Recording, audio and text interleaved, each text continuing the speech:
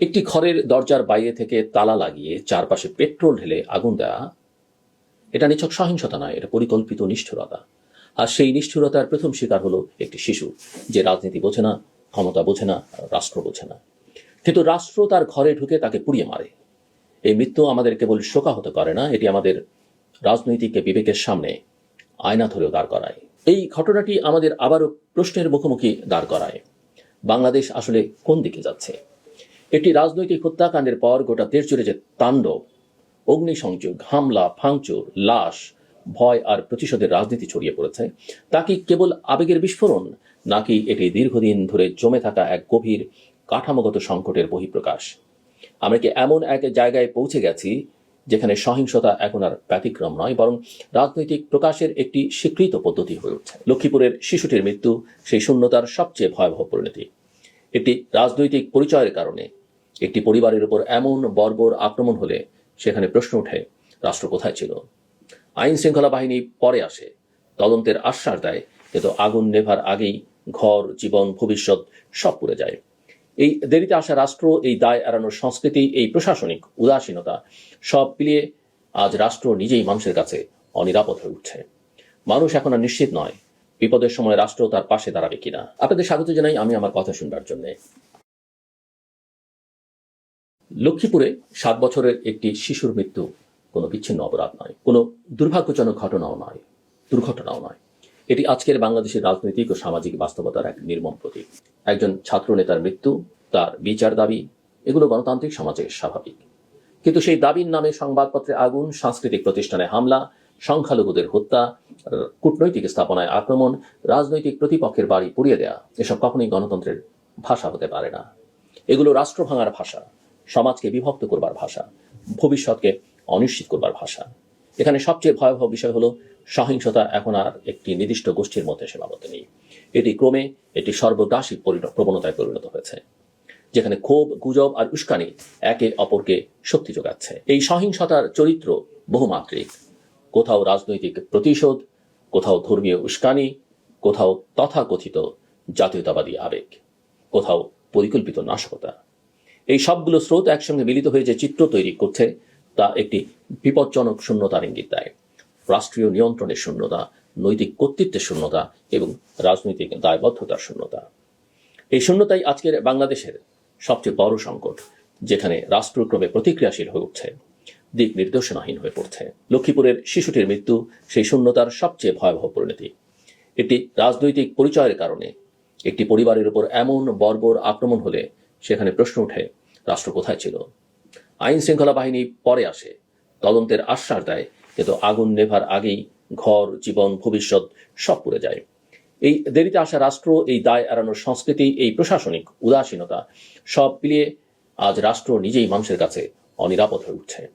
মানুষ এখন আর নিশ্চিত নয় বিপদের সময় রাষ্ট্র তার পাশে দাঁড়াবে কিনা। এই সহিংসতার প্রভাব কেবল দেশের ভেতরেই সীমাবদ্ধ নেই, আন্তর্জাতিক পরিসরেও এর প্রতিধ্বনি শোনা যাচ্ছে।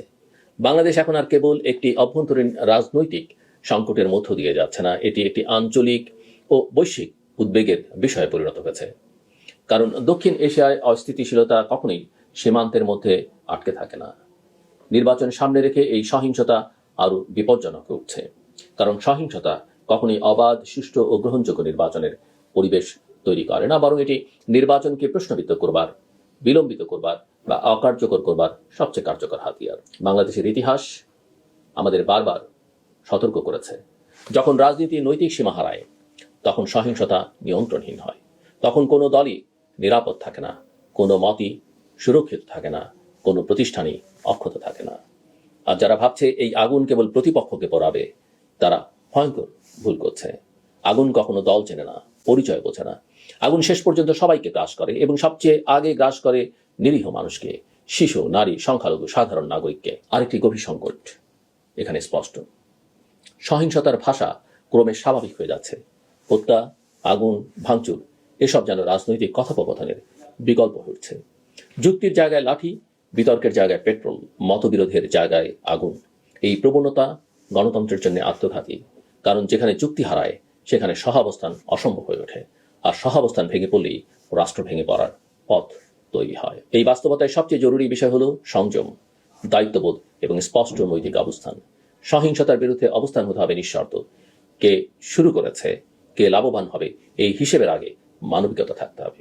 এটি শিশুর মৃত্যু কোনো রাজনৈতিক ব্যাখ্যা চায় না। এটি কেবল শোক, নিন্দা এবং দায় স্বীকার দাবি করে। রাজনৈতিক দলগুলোর দায়িত্ব এখানেই শেষ নয়। তাদের ভাষা, কর্মসূচি এবং সমর্থকদের আচরণ নিয়েও গভীর আত্মসমালোচনা প্রয়োজন। নইলে এই আগুন আরো ছড়াবে এবং সেই আগুন হয়তো অনেক কিছুকেই জ্বালিয়ে দেবে। রাষ্ট্রকে এখন প্রমাণ করতে হবে যে সে কেবল বিবৃতি দেওয়ার জন্য নয়, মানুষ বাঁচানোর জন্য আছে। দ্রুত, নিরপেক্ষ ও বিশ্বাসযোগ্য তদন্ত ছাড়া এই আস্থার সংকট কাটবে না। একই সঙ্গে আইন শৃঙ্খলা রক্ষার নামে নির্বিচার শক্তি প্রদর্শন নয়, বরং ন্যায় বিচার, আইনের শাসন এবং মানবিক সংবেদনশীলতার সমন্বয় প্রয়োজন। রাষ্ট্র যদি আবার নৈতিক কর্তৃত্ব ফিরে না পায়, তাহলে কোনো রাজনৈতিক রূপান্তরই টেকসই হবে না। এখানে গণমাধ্যম ও নাগরিক সমাজের ভূমিকার কথাও এড়িয়ে যাওয়ার সুযোগ নেই।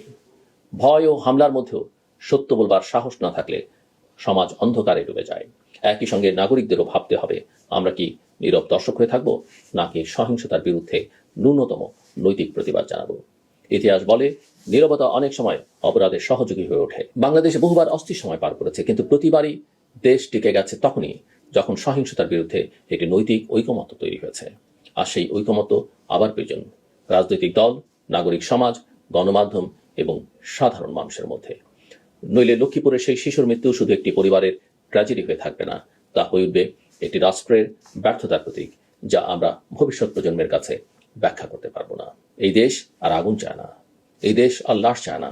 এই দেশ এমন রাজনীতি চায় যেখানে শিশুরা ঘুমোতে গিয়ে আগুনে পুড়ে মরবে না। এই দাবিটাই এখন সবচেয়ে রাজনৈতিক, সবচেয়ে মানবিক, সবচেয়ে জরুরি। আমার কথা শুনবার জন্য আপনাদের অসংখ্য ধন্যবাদ। আপনাদের সবার জন্য শুভকামনা।